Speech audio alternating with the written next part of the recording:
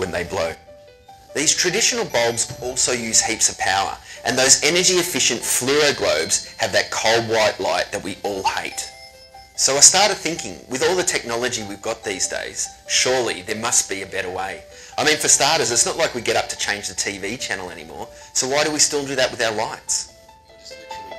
Well, 6 months, and that's going through your home network, and more than a dozen prototypes later, we've managed to create the world's smartest energy efficient light bulb. We call it LifeX.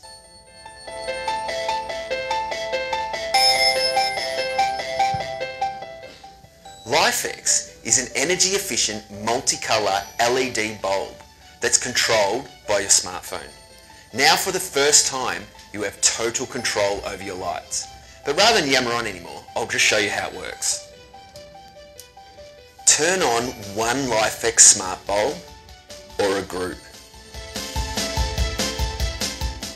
Choose any colour.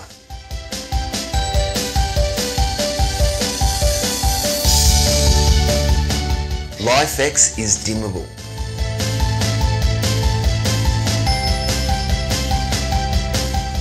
Get notifications.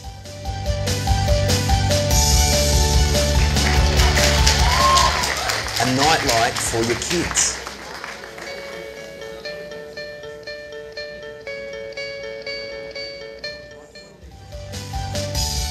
LifeX also has commercial applications.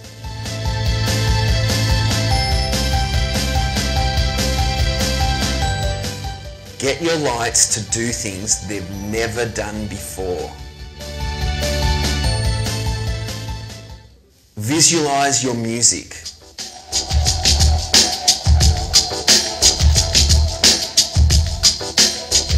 Or maybe even do the robot dance.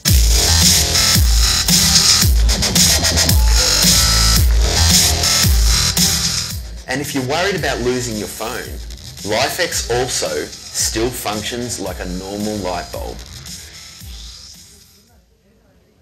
There's so many more uses for LifeX, like security mode when you go on holidays, matching the colour of your light to the colour of your room, turning lamps into smart lamps, great for photographers or just having fun and being creative.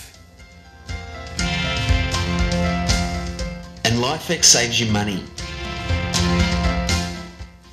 LifeX smart bulbs are super easy to install. All you need to do is remove your existing light bulb, screw in the LifeX smart bulb, download our free app from the App Store or Google Play, and you're good to go. Not to mention they last up to 25 years. So why do we need your help?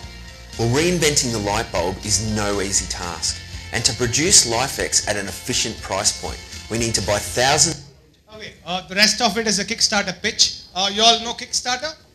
Okay, Kickstarter is a website for new technologies. If you have a new idea, you can seek funding. You can do a prototype, put it there on a video and seek funding. Unfortunately, it's if you're in India, getting funding is very difficult. I don't think it's applicable for Indians. So we can just contribute to that. But it has a lot of interesting ideas. Okay, I don't have anything to do with this.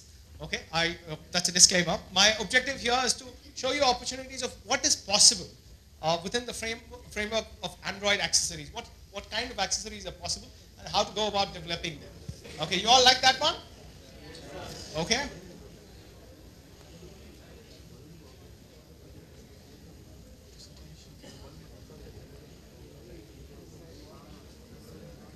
So how did the whole concept of accessories start? Okay, somebody had a problem opening their garage door. Okay, you have a garage door, you come in your car, then you have to get off, you have to open it and park it and again close it. So one of these guys hooked up an iPhone and Arduino, and over the internet he used a lot of complex technologies, Ethernet.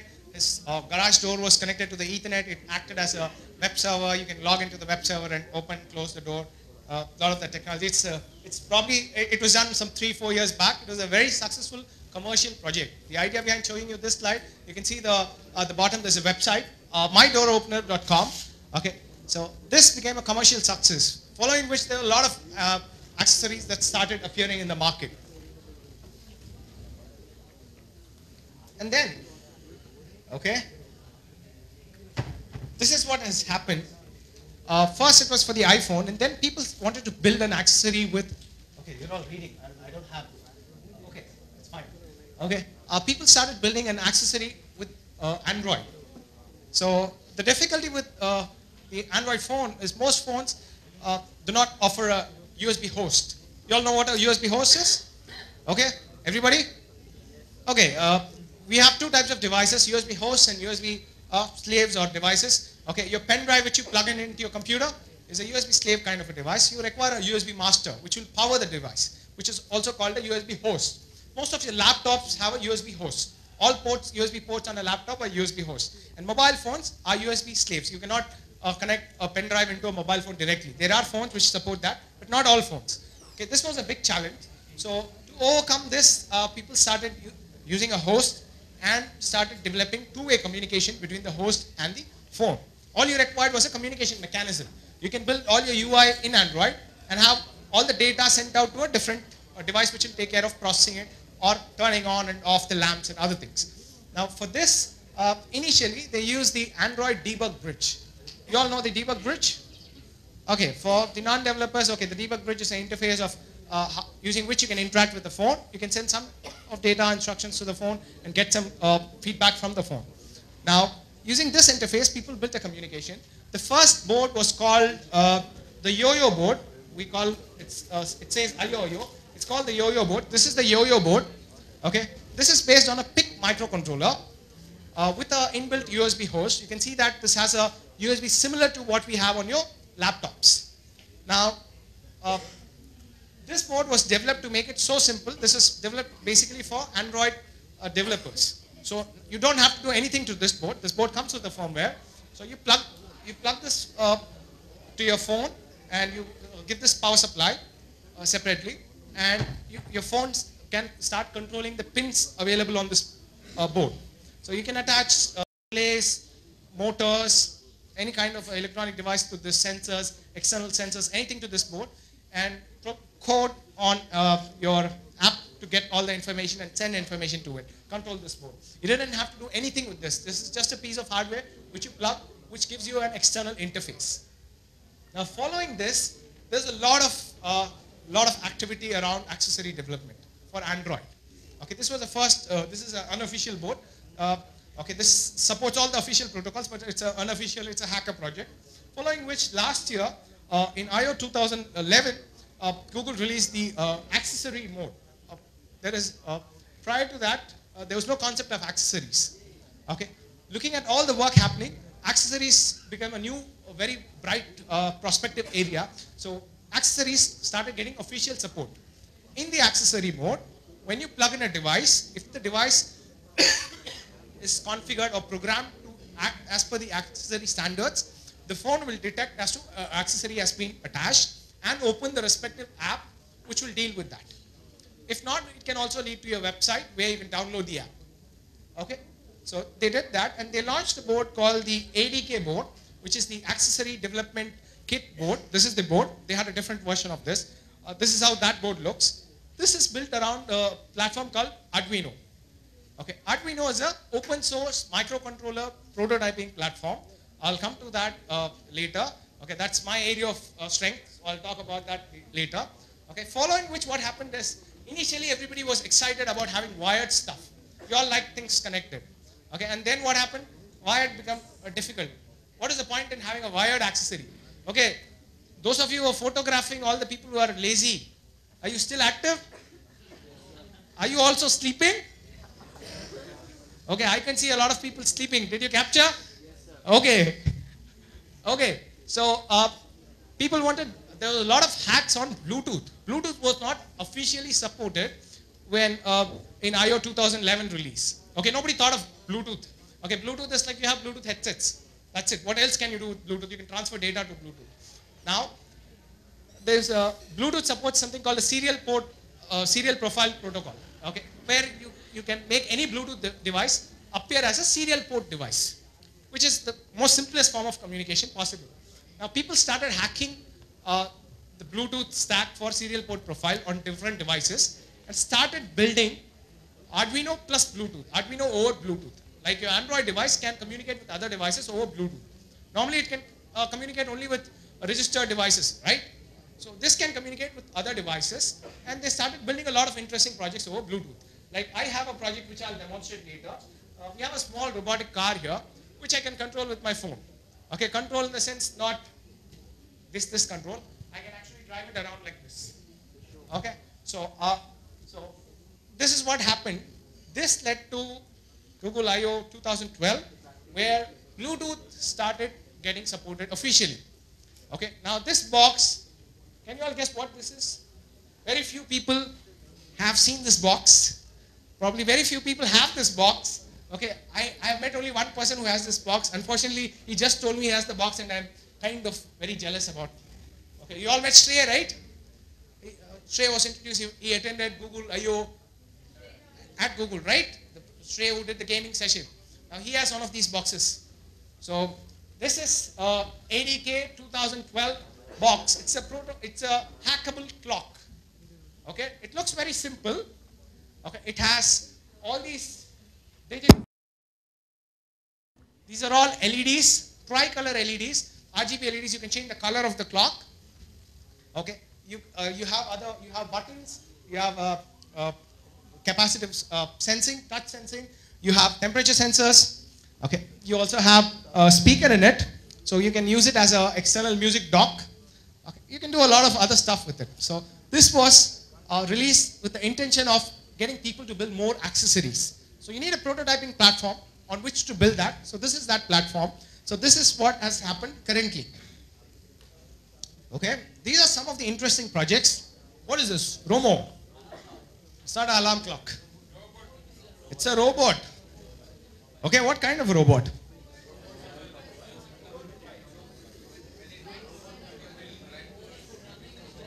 Okay, it's a robot with a character.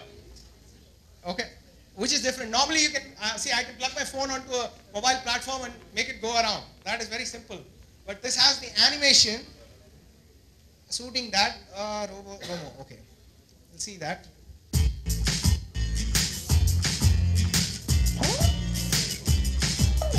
Hi, I'm Fu. I'm Keller. And I'm Peter. And we're the co-founders of Remotive.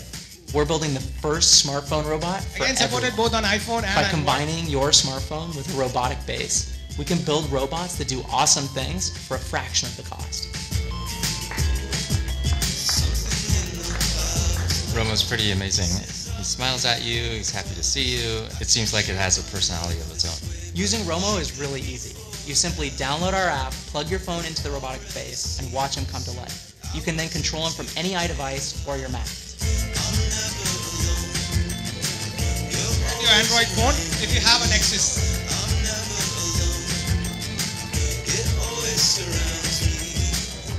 He's a pet, a toy, a robotic avatar, a powerful educational tool, and a blank slate for advanced robotic programming. He's a robot that's fun, easy to use. You can't help falling in love with him. He's so pretty. Look at this little face. Look at that face. He's a cute, friendly, cuddly bot. He's pretty emotional. Why are you mad? I'll take care of it. Don't worry. All right, hang on. Personal robots are one of the great unfulfilled promises of science fiction, because today they're either plastic toys or million-dollar tech showpieces. That's why at Remotive we're trying to create the world's first affordable personal robots. We launched our first Kickstarter in October last year. Okay. Your pledges Again, from we our stop because it's again the Kickstarter pitch.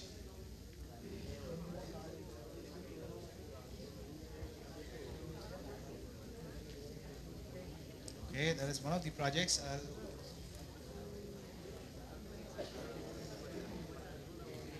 Okay, all the videos I show have an iPhone in them. Unfortunately, most of the makers, they prefer to show off the iPhone than the Android phone on the videos. But all of them support the top-end Android models. Okay, they have a small challenge in terms of developing for specific Android models, because you have all phones have Android, so it's very difficult to have. It's like your games. Some of the games don't work on all phones. It's like that.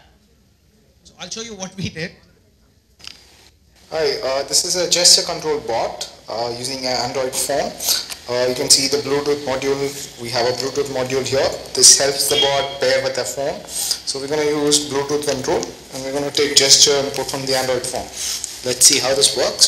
So we have a bot here. This is a phone. Let's make a gesture to start. You can see now stop. You can see that the bot is stopped. Okay, let's make it come back now. So we do a R. Let's stop it. It's stopped. So let's make it stop. Yep. Now let's decelerate a bit. So this is for deceleration. So it's stopped. We're getting it back in the reverse. That's about it. Thank you. Now what's the advantage of this? What's the advantage of building an Android accessory from this? We built this in like about 2 hours time. Now we know everything about robotics. The good thing is there are a lot of libraries available for Android developers. For gesture, we have gesture recording kits, and you can record gestures and then refer to them. Okay, so we use some app which can record a gesture and give you this thing. So imagine all the ways possible. Like one thing I was thinking when I was coming is like probably a lot of you use pattern lock on your phones, right? Probably you can use pattern locks for your houses as well. You go near the door and do with your phone. You can connect your phone and do it. So that is one of the possibility of an accessory. Let's get back.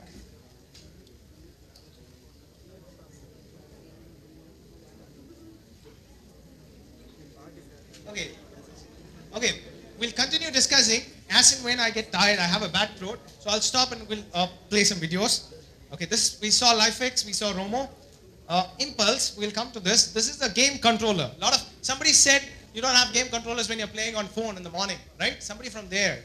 You said I missed the game controller when I'm playing on a phone. This is the mobile game controller. It has other uses as well.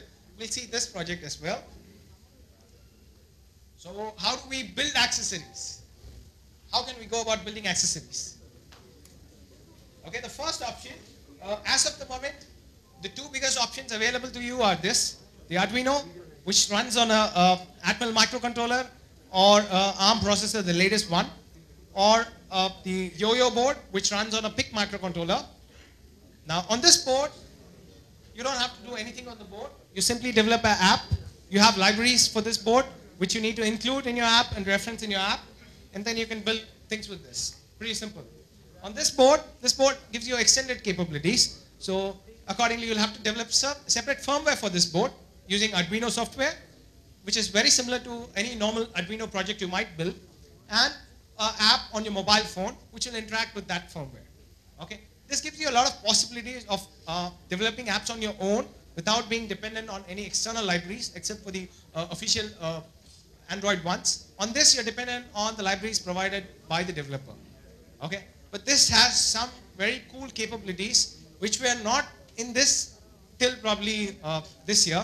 Okay, one of the best features I like about this board is, you all know the Bluetooth dongle. How much do they cost? 100 rupees, 75 rupees, right? Okay, the builders of this board, the first thing they did is they built a Bluetooth stack for such dongles.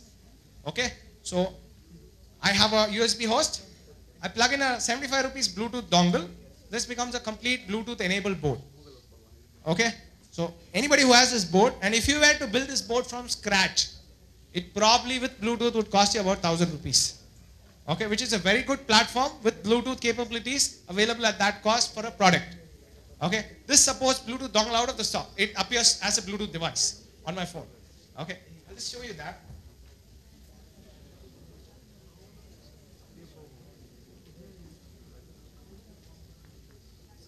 Hi. In this video, I'm going to demonstrate the latest features of Yo-Yo. To those of you who are not familiar with Yo-Yo yet, Yo-Yo is this board. It's a board that lets you connect external hardware to an Android phone. What makes it special is, first, it's very small and cheap. It costs about $50. Second, it works on any version of Android, starting from version 1.5. And last, it doesn't require you to write any firmware at all, only software for Android. This is a very simple demonstration of some of the features. I'm connecting Yo-Yo to the phone using a USB cable. And over here, I have a potentiometer and a servo motor. sliding my finger on this bar here, the servo moves. And I don't know if it shows well in the video, but I have a potentiometer here. And when I turn it, the numbers here change. So this is basically a demonstration of PWM output and analog input. Another little feature that I have here is this button that controls the LED that's on the board. Now that's already old news. What's new starting this week is that you no longer need the cable. So let's take it off, and I'm using a standard Bluetooth dongle. This one costs about $3. I'm connecting it, and as you can see, the connection is immediately re-established over Bluetooth, and I can control the exact same features without being physically connected. So that opens the door for remote control toys, etc. The transition from Bluetooth to wired USB connection is completely seamless. As you can see, I don't need to restart the application. If I now disconnect Bluetooth and reconnect over USB, immediately connection is re-established. This application is much simpler. All it lets me do is turn the onboard LED on and off using a button on the screen. However, since we're using Bluetooth, we're no longer limited to one YOYO device. Over here I have a second Bluetooth enabled YOYO, and from the same application I can control both of them. In this case they just do the same thing, but that just depends on my application. They could have done completely separate things. Another thing we're no longer limited to is using an Android phone. So using Bluetooth we can now control YOYOs from PCs or any other Bluetooth enabled device. Okay. Now, this board is completely independent. If you have to update the firmware, you can actually do it from your phone. Any Android phone running an app can update the firmware, change the firmware, do everything to this board just from your phone. You don't require a PC to change anything on this board.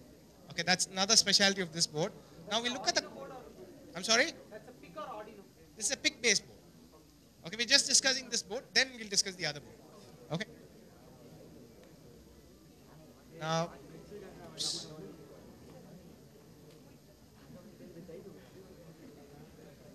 Okay, I'm going to show you some code. Don't be scared.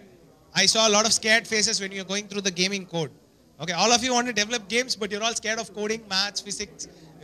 Physics, you know? No. Maths? No. What do you know? I want to build games. Okay, so don't be scared. This is a very simple code. There are only some parts of it which I want to highlight. Okay, so these are the libraries for the YOYO board which you need to include. Okay. Then here you can see try, thread, sleep, interrupt, exception. Okay, it's all, okay. Look at this, io.open digital output 0, true. This means turn the digital output 0 to true. Turn it on. Okay. Then you also have digital output is a LED. Okay, this is based on a button. Button, okay. Okay, toggle button. So based on the state of the toggle button, the LED is switched. Whatever example, whatever demonstration we saw in the video, this is all the code required for that. So accessories are definitely easier than gaming.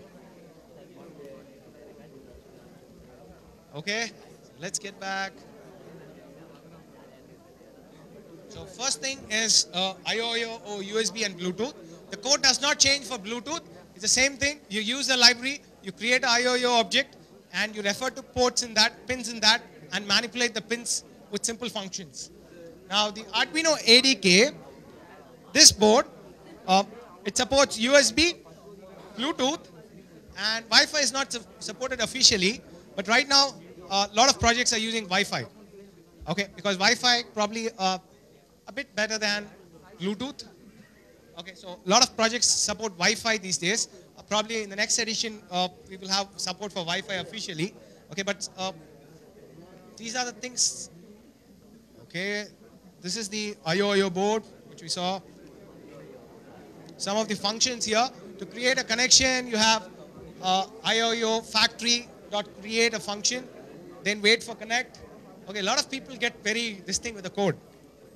Okay, these are some functions that are available. You can check it out on the internet. Manipulation, you can do digital, you can manipulate digital IOs, analog inputs, you can generate PWM outputs, you can do pulse input, you can use UART, SPI, and 2-wire interface. Okay, this is the ADK Mega board based on the Arduino. How many of you know about the Arduino? Okay, 1, 2, 3, 4. Okay. Okay, the rest of you, have you heard about Arduino? Yes? Okay, no? How many of you have heard about it? Okay, so what have you heard about it?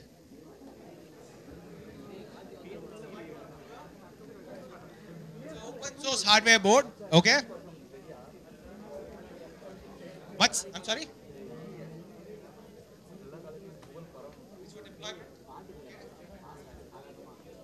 Okay, simple. You can put your code into it. Yes? Okay, you can build applications with it. Okay. We have about 22 minutes left, so I'll tell you what it is. See, it's a microcontroller board that lets you build microcontroller applications. When I say microcontroller applications, don't think again in your complex stuff. Think of very simple things you can do with automatic doors. Okay, a lot of automated stuff, interactive stuff with electronics, you can build with Arduino. Okay, it makes it very simple for anyone to build an application. You don't have to know anything. Basic C programming is all you require. I'll show a demo application. We'll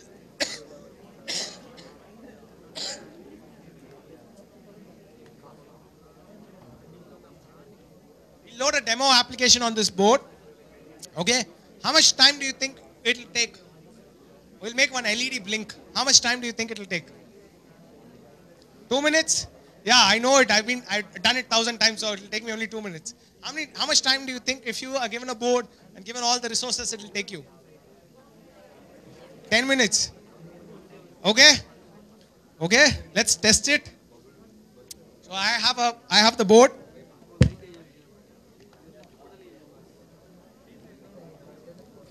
So this is the IDE. For those of you who have not seen it,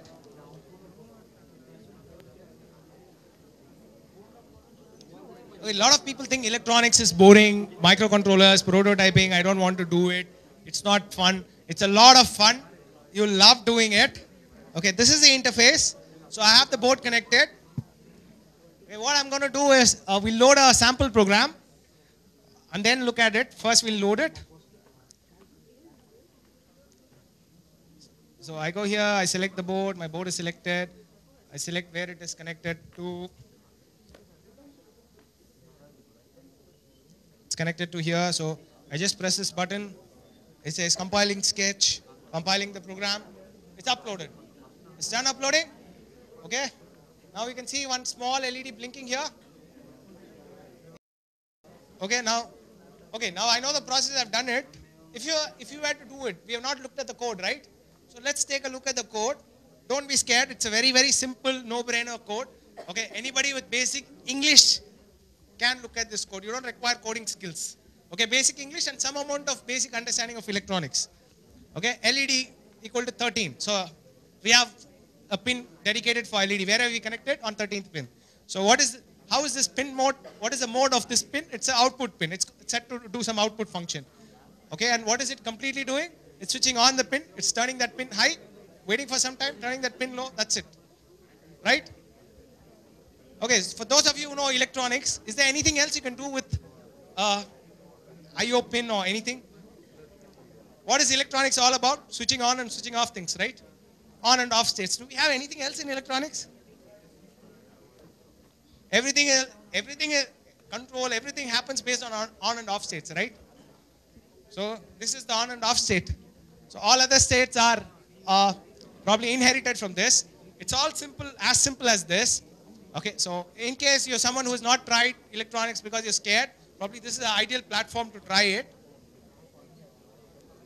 Now we'll go to the ADK Mega Board.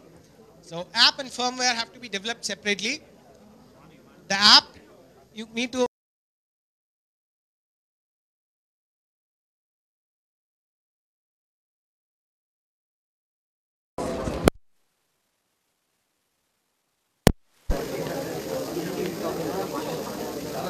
okay, this is the code on the this is the part of the code on the Android app side. You have to import the libraries. These are the libraries which you need. You create a connection.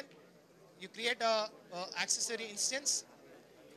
Then you create a file descriptor. You create an input file stream and output file stream for the USB. That's it. There's not much. Whatever data you want to send, you send it to this file stream. Whatever data you want to read from your device, you read it from the device. On the device side, you process this data. We look at the device side code.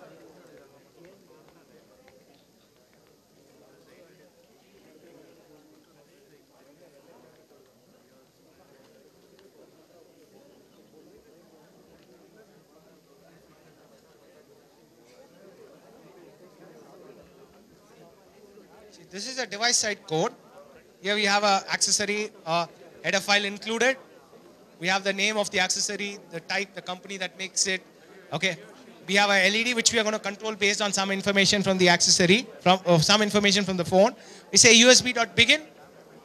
Then we check if the USB is connected. Then we simply read the data coming from the USB and process the data and turn on the same LED and turn it off. That's it. So, depending upon the complexity of your accessory, this code will go on and on. But this is a very simple code.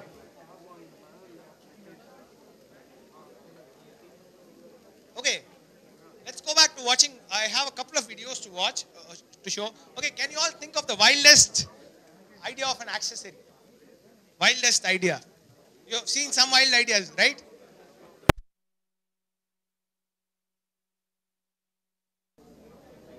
Mosquito killer.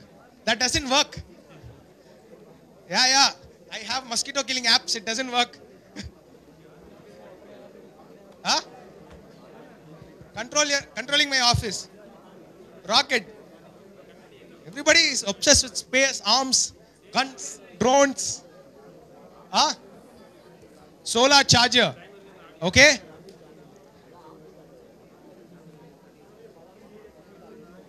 Meatballs. Beatbox. Okay, I'm sorry. Beatbox. Okay? Okay, guys. What other accessories? What other things can you do? I have one very interesting accessory. Now, incidentally, this has been a concept which we had discussed long time back, me and my professor. Okay, we wanted to do this very badly for certain reasons. And over a period of time, we thought probably it would not happen. Now, somebody else has done this. Okay?